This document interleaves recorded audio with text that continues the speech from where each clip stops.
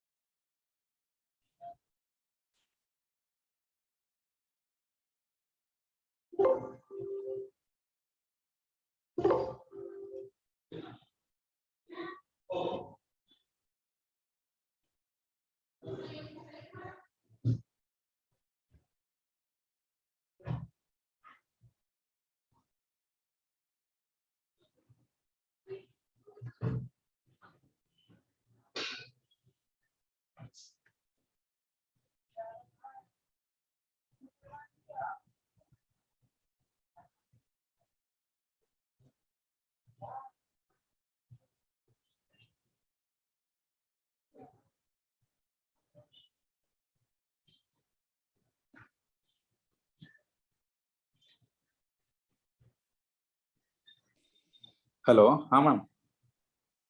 Hello sir. ಹಾ ma'am, ಅದೇ ಅವ್ರು ಜಾಯ್ನ್ ಆಗ್ತಾರಂತೆ ಇನ್ನೊಂದ್ ಸ್ವಲ್ಪ, ಒಂದ್ 2 ನಿಮಿಷ.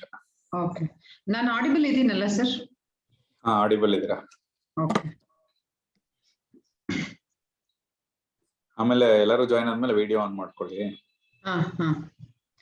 ಮತ್ತೆ ಬೇಕಾದ್ರೆ ಶೇರ್ ಮಾಡ್ಕೊಂಡು. ಸರ್, ಇದು ಸ್ಲೈಡ್ಸ್ ಹೆಂಗ್ ಶೇರ್ ಮಾಡೋದು? ಶೇರ್ ಸ್ಕ್ರೀನ್ ಹೋಗಿ ಮೇಲ್ಗಡೆ ಶೇರ್ ಕಂಟೆಂಟ್ ಅಂತ ಇದೆಯಲ್ಲ, ಎಲ್ಲಿದೆ share content? So, good evening, everybody. Welcome to the December Academics of the Perinatal meeting. So, for today's session, we have an interesting case of maternal thrombocytopenia, that is, mother having a platelet of just 1.2 lakh. So, they expected a normal delivery, but many things did not go as expected. Mother's platelet was 1.2 lakh, and there was a surprise waiting for both the obstetrician and the pediatrician. So to present the interesting case, I think we have 2 dynamic youngsters today. One, we have Dr. Chandushri to present the obstetric perspective from Sarji Hospital, Shimoga. And we have Dr. Sunil, so who is fellow at OVM, who will present the pediatric perspective. So first, the obstetric part will be presented, followed by the pediatric part. So after both the parts, I think we'll handle the questions. To moderate the session, I think we have 3 eminent people today. One, I think we have Dr. Biregowda sir. He is Professor of Pediatrics at Devaraja's Medical College. So we welcome you, sir, for today's meeting. Thank you. Thank you, Abhishek. So we also have young and dynamic neonatologist from Shimoga. So Dr. Anil Kalesh, again from Sarji Hospital, to moderate the session. I think he's also helping to present the obstetric part. And third, we have a pediatric hematologist amongst us who will actually take us through the challenges of pediatric hematology, Dr. Vinay MV. I think Dr. Vinay has joined our meeting for the first time. So Dr. Vinay actually did his MBBS from Bangalore Medical College. He went on to do his MD Pediatrics from prestigious All India Institute of Medical Sciences, Delhi. From there, he did his DM in pediatric hemonc from, I think India is one of the prestigious center, PJ Chandigarh. So from there, actually, he was working with, he did his bone marrow transplant fellowship from Birmingham, and with a brief work at Rainbow Hospital. He's now currently assistant professor at KMC Udupi. We welcome you, Dr. Vinay. Good evening to all. Thank you very much, Abhishek sir. Good evening, Biregowda sir, and hi Anil Kalesh. Nice to see this gathering and a very nice discussion today. Interested to hear about the proceedings. Thank you. Thank you, Vinay. And I now welcome Dr. Chandushri to present the obstetric part. So Dr. Chandushri, you can start presenting it. Good evening, sir. Good evening, everybody. I would like to present the case on thrombocytopenia and pregnancy. The patient details is Mrs. Tanuja, who is 24-year-old, who was admitted to the hospital on 17th October and was discharged on 20th October. Her chief complaint, she came with the complaints of history of 39 weeks of amenorrhea. She was appreciating fetal movements well, came with the complaints of pain abdomen since 3 hours. History of presenting illness, came with the complaints of abdomen since 3 hours, radiating to back and thigh, increasing in intensity and duration, not associated with bleeding or leaking of like upper vagina. Obstetric history, married life of 2 years, which was a second-degree consanguineous marriage. The obstetric score is gravida to abortion 1. The first pregnancy was biochemical pregnancy, and the second pregnancy is the present pregnancy, which is booked and immunized.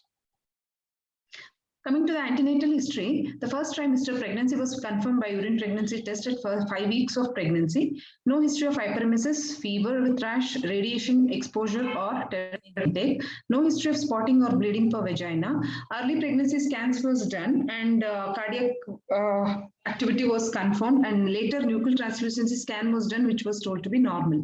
She is a known case of hypothyroid and was on treatment with Tyronom 100 microgram. Second trimester quickening was felt at 5th month. No increased BP recordings were noted or pedal edema or increased sugar records, and 2 doses of vaccination was taken.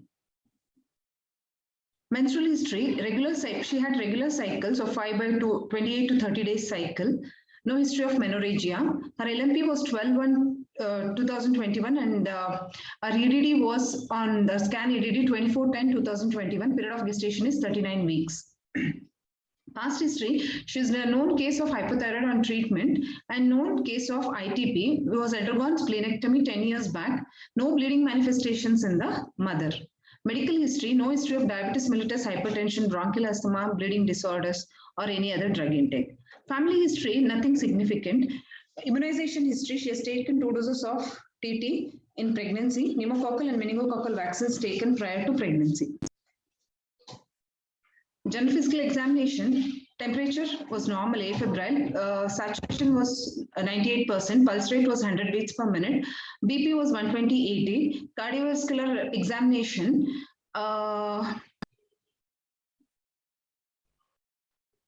to be normal, no murmurs. Respiratory bilateral normal vesicular breath sound heard, no added sounds. On per abdomen examination, uterus was term size, cephalic presentation, it was irritable, and the fetal cardiac activity was 148 beats per minute. On per abdomen, per vaginal examination, cervix partially effaced, os was 1 centimeter dilated, mid position, medium in consistency. Investigations are enclosed and blood group is negative. It is a Rh negative pregnancy. Investigations in the antenatal period, complete blood count was done, peripheral smear, that is normocytic normochromic blood picture with mild thrombocytopenia. Hemoglobin was 12 gram per deciliter. Platelet was 1,24,000. Total count was 10,000. Blood group of the mother is O negative. Indirect Coombs test was done, which was negative. Husband blood group is B positive. TSH is 3.5. She's on the drugs, that is Tyronom 100 microgram.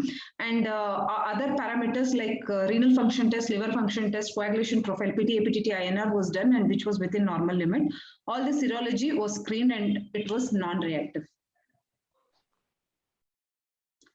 Labor and perinatal details. Under aseptic precautions, right mediolateral episiotomy was given at the time of crowning and delivered a live female baby of weight 2.8 kg at 2:47 p.m. on 18/10/2021. Baby cried immediately after birth, handed over to the neonatologist, cord clamp done. After 1 minute after birth, clean Liker drained, placenta and membranes expelled intact. Baby blood group is B positive. Injection anti-D 300 microgram IM given to the mother. Mother was monitored for PPH and other bleeding manifestations post-delivery. Conditions of the patients on discharge, patient was stable. Coming to the diagnosis, she was a case of gravida to para 1 living 1 with abortion 1, gravida to abortion 1 with 39 weeks of gestation with cephalic presentation with hypothyroidism with Rh negative pregnancy with thrombocytopenia with history of splenectomy in labor and had full term normal vaginal delivery. Coming to the discussion of thrombocytopenia in pregnancy. Coming to the definition, the traditional definition is the platelet count less than 1.5 lakh.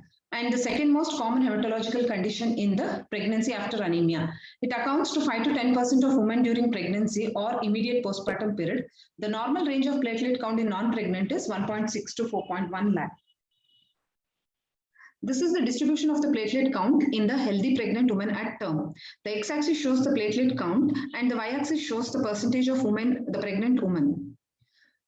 Here, the pregnant is the non-shaded one and the control is the one. So it ranges between around 50,000 to 2.5 lakh. Next. The causes of thrombocytopenia in pregnancy. The most common cause, which amounts to 80%, is the gestational thrombocytopenia. Hypertension in pregnancy, that is preeclampsia and HELLP syndrome. Primary immune thrombocytopenia, secondary immune thrombocytopenia like antiphospholipid antibody syndrome, systemic lupus erythematosus, and infectious conditions like hepatitis C, Helicobacter pylori, cytomegalovirus, HIV, drug-induced thrombocytopenia, use of drugs such as heparins, antimicrobials, anticonvulsant, and analgesic agents.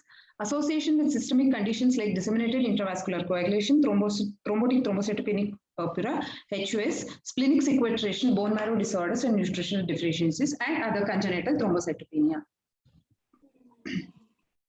This is the trimester-wise, the etiologies.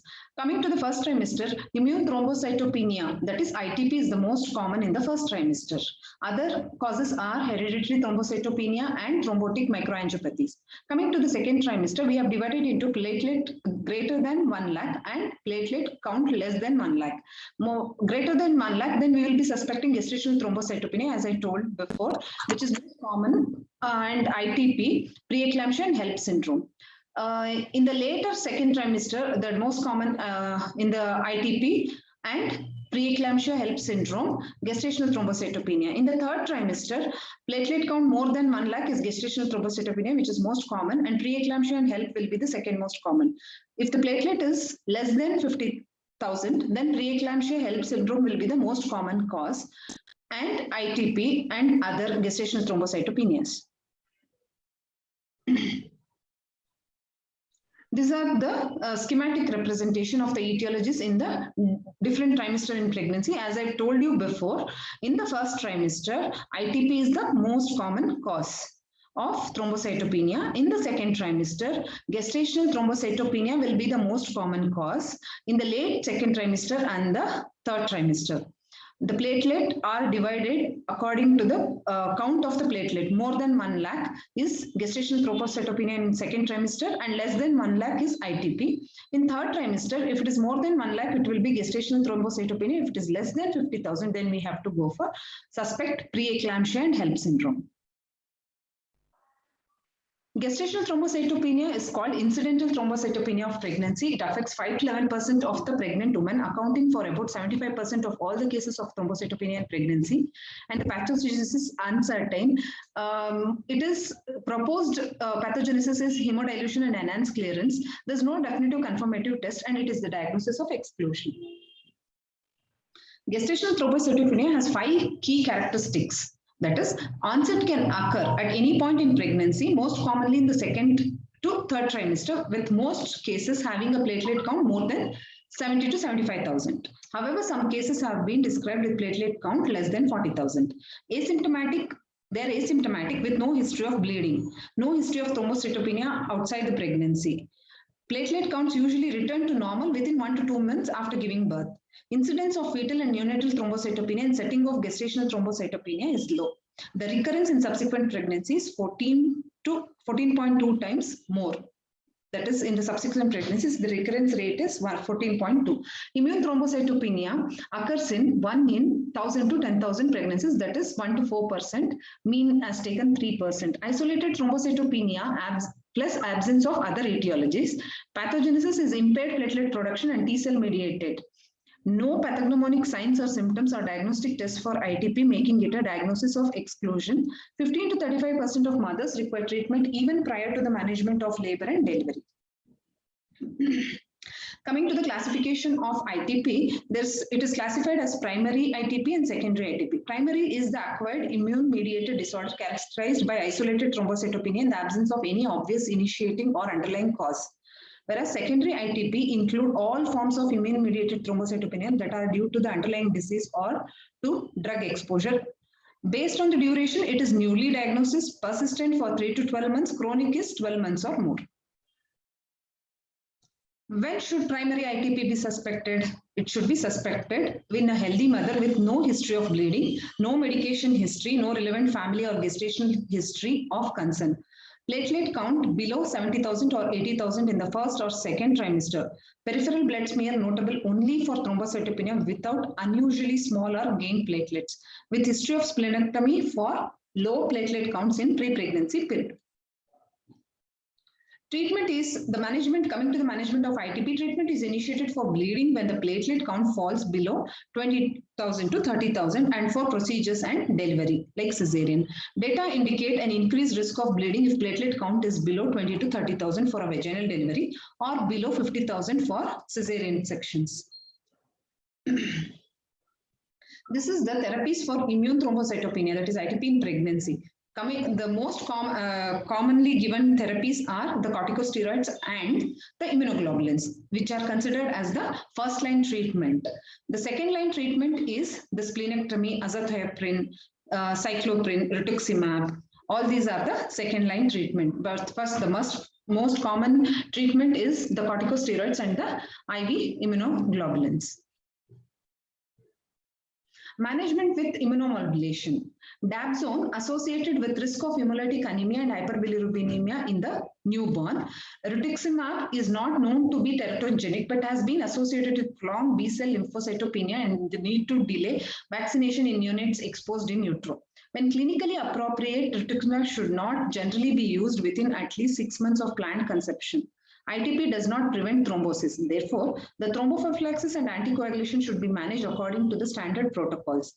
Until evidence-based guidelines are available, preference is to maintain the platelet count above 20 to 30,000 for prophylactic intensity anticoagulation and above 40 to 50,000 for therapeutic intensity anticoagulation in the absence of complicating features.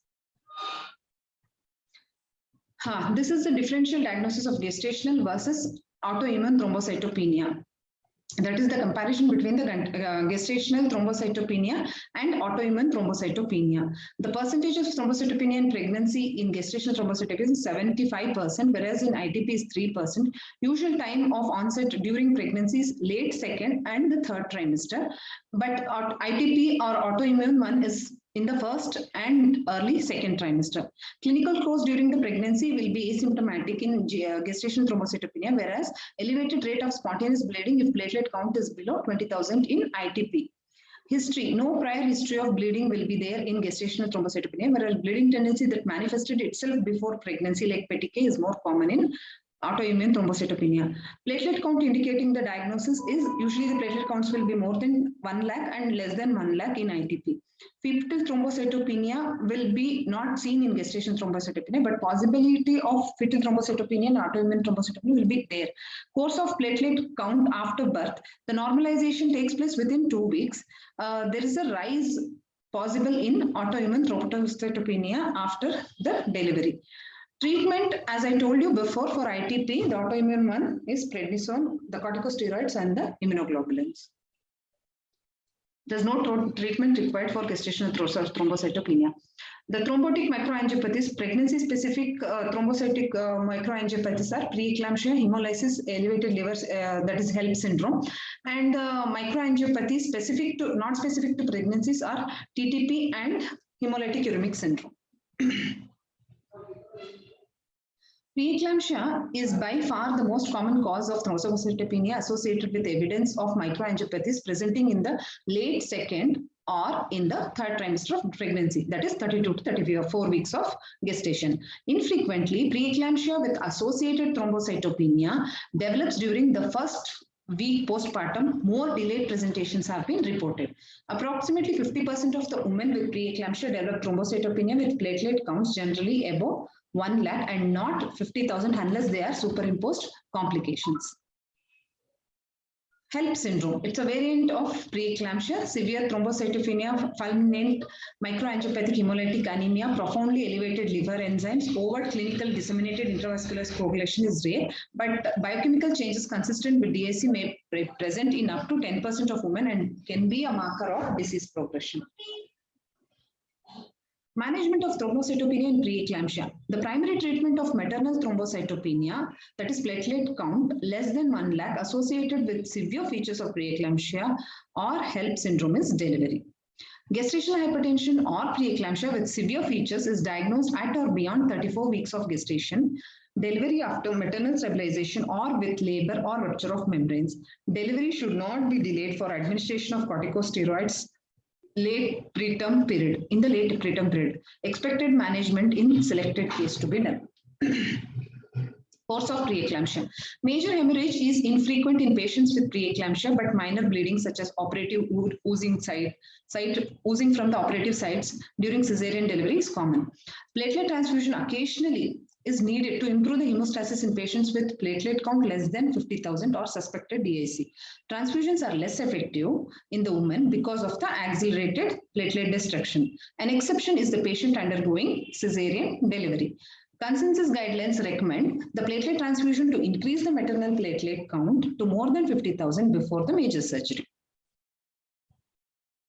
Acute fatty liver of pregnancy. This is seen in 5,000 to 10,000 pregnancies, more common with multifetal gestation than in singleton pregnancies. 75% of the women present with nausea and vomiting and 50% have abdominal pain or signs and symptoms consistent with preeclampsia. Renal and hepatic functions, including impaired synthesis of clotting factors accompanied by abdominal pain, nausea, and vomiting. Reduction in plasma antithrombin 3 may be early marker of fatty liver in pregnancy in many women. Coagulopathy is disproportionately severe relative to other evidence of liver dysfunction. Marked elevations in transaminases and bilirubin can develop. Hypoglycemia present in severe cases is a key diagnostic feature not seen in related conditions like HUS, TTP, gestational thrombocytopenia, other conditions. How to differentiate help from acute fatty liver in pregnancy? Evidence of hepatic insufficiency, including hypoglycemia, DIC, or encephalopathy is seen more often in acute fatty liver in pregnancy.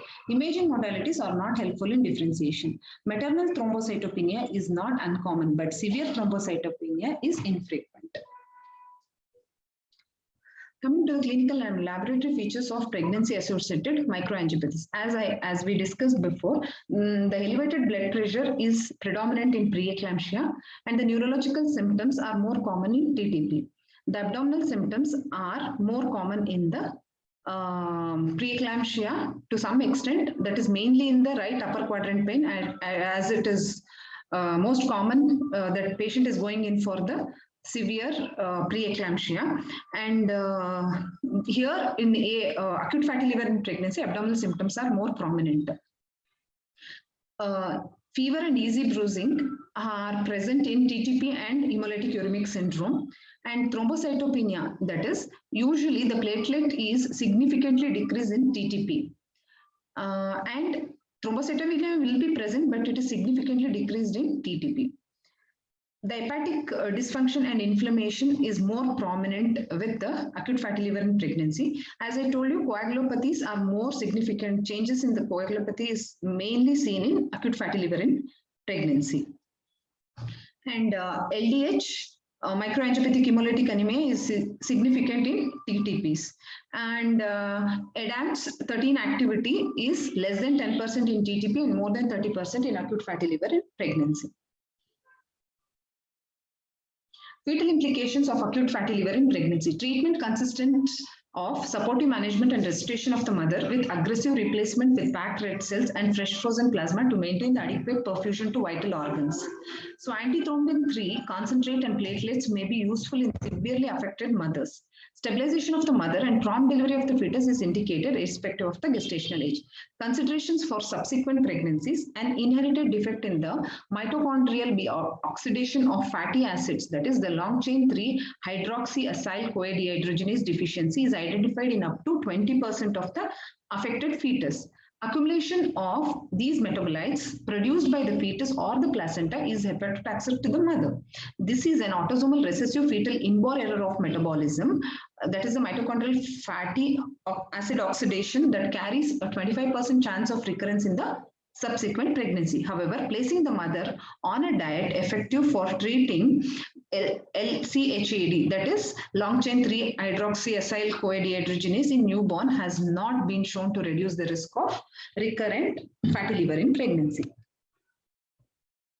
This is the schematic representation of differential diagnosis of thrombocytopenia in pregnancy. What is the appropriate workup with maternal patients coming with that is in the whenever the maternal thrombocytopenia is seen. Whenever the maternal thrombocytopenia is seen, we do usually CBC and the peripheral smear. CBC is usually done to exclude thrombocytopenia, and peripheral smear is to rule out any platelet clumping and to rule out pseudo thrombocytopenia. Then thrombocytopenia, once is confirmed, then we divide isolated thrombocytopenias, that is diagnosis of exclusion, gestational thrombocytopenia ITP with clinical features, and drug specialized laboratory, other infectious causes like CMV, hepatitis B, HIV, and thyroid is done, clotting analysis, all the coagulation profile is done to exclude DIC.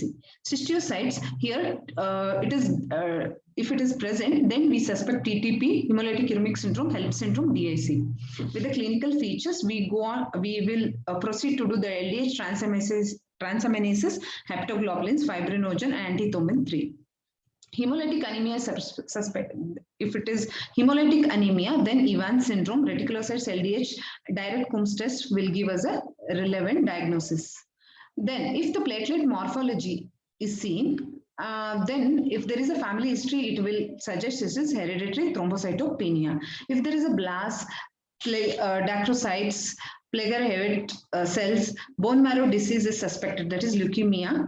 Consider bone marrow biopsy. If it is lymphocytosis, neutropenia, toxic granulation, etc., suspected infection, then we have to go do the suggested inflammatory and laboratory tests. Whenever a patient, this is a suggested approach to the management in hematology obstetric clinic. That is, whenever there is a new presentation of thrombocytopenia in first and second trimester, check for the drug history, the family history, pre-pregnancy platelet counts, maternal medical disorders, autoimmune phenomenon, renal and liver functions. If the presentation of patient with known platelet disorder more than 1 lakh or less than 80,000. If it is more than 1 lakh, patient has to go for a checkup, monthly checkup. Refer back the patient if platelet count 80,000 to 1 lakh, or if there is bleeding. Refer back if known ITP in third trimester. Check maternal platelet count, risk of low neonatal platelet count. Ensure measures to avoid the traumatic delivery, and check cord platelet count. If it is less than 80,000 in first or second trimester, low platelet count probably secondary to immune response, monitor monthly, treat if bleeding or platelet count is less than 20 to 30,000. Raise the platelet count more than 50,000 for antenatal procedures, as we discussed below previously for cesarean deliveries. Advise avoidance of the drugs, NSAIDs, aspirin, heparin, IM injections. And in all cases, exclude the presence of red cell fragments indicating the thrombotic microangiopathy. In second and third trimester, if you see, we will suspect preeclampsia and HELLP syndrome. Anytime we will suspect the other autoimmune causes. So we always have to assess the balance of risk and deliver whenever possible. From 35 to 36 weeks, aim to raise the platelet count more than 80,000 to allow for epidural and may require combination of treatment. Monitor more frequently depending upon the level, treatment and rate change of the platelet count. Document is needed for atraumatic delivery. Advise avoid ventos, rotational forceps, scalp clips, scalping, ensure pediatric alerts, and take cord samples to assess the neonatal platelet count. If less than normal, needs monitoring over next few days, that is 2 to 5 days. Take home message. Maternal thrombocytopenia between 1 lakh to 1.49 lakh in asymptomatic pregnant women with no history of bleeding problems is usually due to gestational thrombocytopenia. Given the very low risk of serious neonatal hemorrhage, the mode of delivery in pregnancies complicated with immune, that is ITP, should be determined based on the obstetric considerations alone. Consensus guidelines recommend platelet transfusion to increase the maternal platelet count to more than 50,000 before any major surgery. Epidural or spinal anesthesia is considered acceptable, and the risk of epidural hematoma is exceptionally low in patients with platelet count of 70,000. Fetal neonatal autoimmune thrombocytopenia should be suspected in cases of otherwise unexplained fetal or neonatal thrombocytopenia, hemorrhage, or ultrasonographic findings.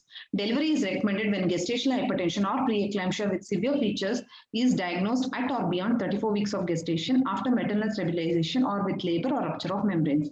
In acute fatty liver in pregnancy, coagulopathy is disproportionately severe relative to other evidence of liver dysfunction. Hypoglycemia present in severe cases is a key diagnostic feature not seen in related conditions. Thank you. Thank you, Dr. Chandrashri. That was a good overview of maternal thrombocytopenia in general. And I think just to summarize the case, I think we had a primary gravida mother who actually had a platelet count of 1,24,000, and she did not have any hypoglycemia, no features of DIC. So let's look at the neonatal course. I would now invite Dr. Sunil Kumar to share his screen. Dr. Sunil Kumar will take us through the neonatal course.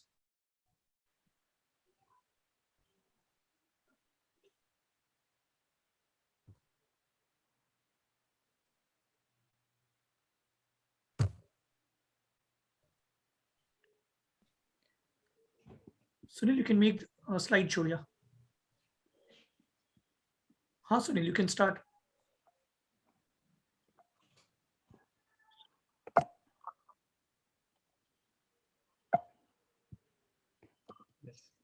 Good evening, everyone.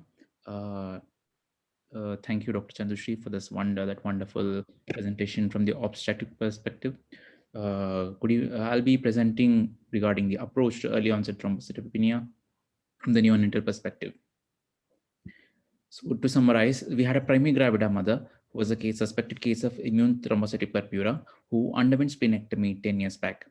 However, antenatally, the events were antenatally, mother had an uneventful history with a platelet count prior to delivery, which was 1.24 lakhs. Perinatally, we had a 39-week baby delivered by normal vaginal delivery with a good UPCAS of 8 and 9, with a birth weight of 2,800 grams. However, baby's complete blood count at 1 hour of life showed with platelet count of 13,000. Coming to today's learning objectives, we're going to learn approach to early onset thrombocytopenia, what are the indications of platelet transfusions in neonates, and a brief overview of neonatal autoimmune thrombocytopenic purpura. Coming to the definition of thrombocytopenia is a platelet count less than 1.5 lakhs per millimeter cube, which is again further classified into early onset and late onset. Early onset with a duration less than 72 hours and late onset which starts after a duration of 72 hours of life. The common causes in early onset being intrauterine growth retardation, perinatal asphyxia, sepsis, torch infections, and coming to the coming at the end comes the immune causes of ITP and non-neonatal alloimmune thrombocytopenic purpura. Late onset causes, common causes being sepsis, which might be bacterial or fungal, disseminated intravascular coagulation, viral infections like CMV and HSV, and other causes being drug-induced thrombocytopenia and Fanconi anemia. Coming to how we are going to approach the early onset of neonatal thrombocytopenia. On the left side, we do have a mild to moderate thrombocytopenia, which is platelet count more than 50,000, which have very few differentials, such as in case the baby is has IUGR due to placental insufficiency or secondary to sepsis. We approach regarding and on the same lines, and once the platelet count starts improving, then no further evaluation would be needed. On the right side, we have is a severe thrombocytopenia of less than 50,000, where one a pediatrician or a neonatologist needs to be cautious in such a case. However, the very first differential would any case would be sepsis. Once we rule out any evidence of sepsis or DIC, we come to the immune causes of ITP or NIT. Apart from these causes, the other causes of syndromic causes should be ruled out. In case the syndromic causes are ruled out, the rare causes of maternal infections such as the torch and viral infections and rare causes of congenital thrombocytopenia can be considered. To summarize, in early onset of thrombocytopenia in neonates, the most common causes being sepsis, IUGR, and perinatal asphyxia. Once these common causes are ruled out, we consider the immune causes based on the maternal factors. That is, immune thrombocytopenic purpura is considered in case of maternal thrombocytopenia. Otherwise, non-neonatal alloimmune thrombocytopenia is considered in case mother has normal platelet count with no other organomegaly or dysmorphism. To summarize what Dr. Chandrashri had said, maternal-related thrombocytopenia occurs in pregnancy-induced hypertension, IUGR, maternal infections of TORCH, COVID-19, and other immune causes being NAT and ITP. Coming to our index child, we have the baby on day 1 of life with a birth weight of 2.8 kgs, with a platelet count of 13,000 at 1 hour of life, with no IUGR, no perinatal asphyxia, no risk factor for sepsis, no dysmorphism or organomegaly was seen. So possibilities of in view of maternal thrombocytopenia causes possibilities of autoimmune thrombocytopenia, or less likely cause of neonatal alloimmune thrombocytopenia that was considered. Coming to how we differentiate NATE and ITP, coming basically from the pathophysiology part, whereas in NATE, we find that anti-fetal platelet membrane antibodies are formed against the platelet, whereas in ITP, we have maternal autoantibodies formed against the platelets. The platelet counts in mother in NATE are normal, whereas in ITP are low. The severity of thrombocytopenia is, however, quite high in NATE when compared to ITP. And the risk of intracranial hemorrhages are quite high in NATE when compared to those of an ITP. Then the response to random donor platelets is quite good in NATE when compared to ITP, where ITP responds poorly when RDPs are transfused. And finally, the natural course seen in ITP, which usually lasts just from few days to weeks, whereas in ITP, which can last from 4 weeks to 3 months. Coming to our index case, ITP on day 1, what do we do when the platelet counts are 13,000? And what are the concerns? First concern being the risk of IC bleed, and when or should we do a neuroimaging. Second concern, when to transfuse platelets, and what are and do these guidelines to transfuse platelets change in case of ITP, and when to consider immunomodulators or immunosuppressants in these babies. And what is the natural course of ITP in this neonate, when how to follow up, and what are the recurrence and the risks in these babies. Finally, can we prevent the ITP in the next pregnancy? Large studies have confirmed the incidence of intracranial hemorrhage occurring in about 0 to 1.5% of the neonates. Hence, screening ultrasound is should be done in platelets neonates with a platelet count less than 50,000. And in case IC bleed is suspected, an MRI brain can be considered without any anesthesia. Transfusion guidelines according to the PLANET trial suggests that neonates, the platelet count of less than 25,000, all neonates needs to be transfused, including all the unstable and those on with concurrent coagulopathies. The other guidelines, the older guidelines of less than 50,000, those with 50 to 1 lakh are pretty much the same. So the only new guidelines that we have recently seen is that which was in neonates with the platelet count less than 25,000 all need to be transfused. The transfusion guidelines in ITP, according to the British Hematology Society, suggest that no prophylactic platelet transfusions are to be given, and platelet transfusions are only indicated in case of a bleed or in case of asymptomatic babies with a platelet count less than 25,000. The one additional thing that we do consider in the babies with ITP is that co-administration of IV immunoglobulin along with the RDPs. So to summarize, the transfusion guidelines for ITP are pretty much the same, except that we are going to give IVIG along when the platelet counts are less than 25,000. Coming to the immunosuppressants or immunomodulators, we transfuse IV immunoglobulin at 1 grams per kg per day when the platelet counts are less than 30,000 per millimeter cube over 48 hours of duration.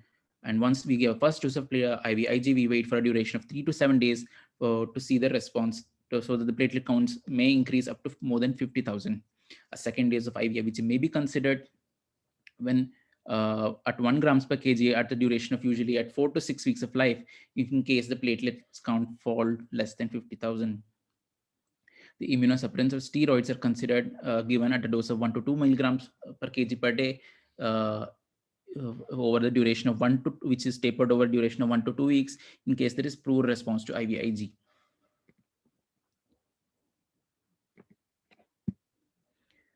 Coming to the outcomes in these babies is that there is the risk of severe thrombocytopenia ranges only between 25 to 60%. and severe bleeds of IC bleed are quite rare. So just to say that there is no correlation or relation between maternal platelet count and the duration of thrombocytopenia that the mother has, or any choice of normal or cesarean section to be preferred in these mothers. And mothers who have had previous splenectomy done are have neonates who are at a higher risk of severe thrombocytopenia. And antiplatelet, so antibodies are also present in the breast milk of this mother. So it has been found that in case babies who still have persistent thrombocytopenia, a longer duration, have been asked to stop or avoid breastfeeding. Mothers with ITP have been found that babies who are the first babies who have been found to have thrombocytopenia, has been found that the second child usually has a higher chance of having thrombocytopenia too. In case the first baby does not have any thrombocytopenia, the second baby is very unlikely or has a low chances of thrombocytopenia. Corticosteroids and IVIGs are the other used treatment modalities as mentioned by Dr. Chandushri.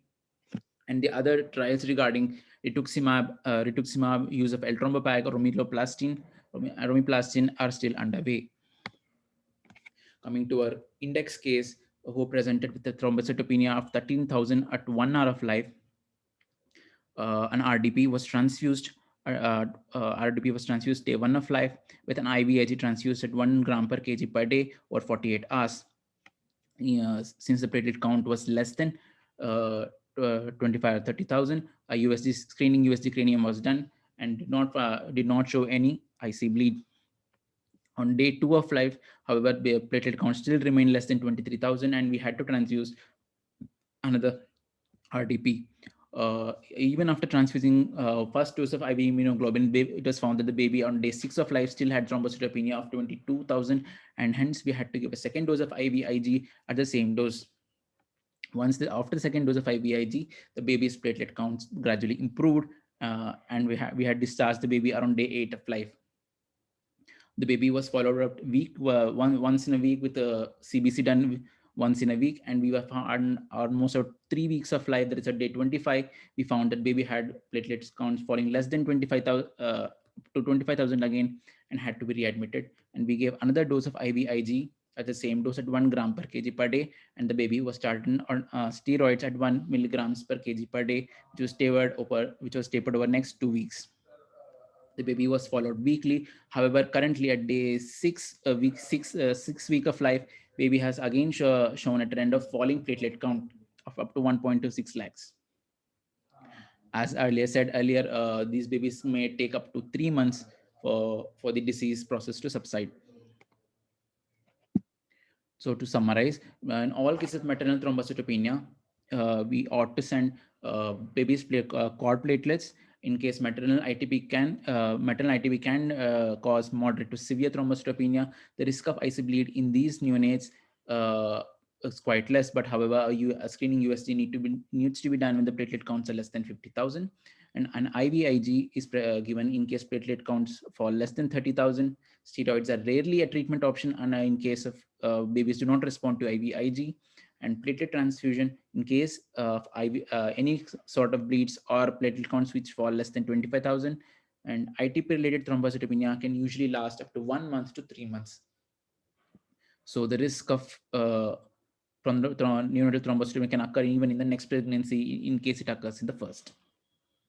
Thank you.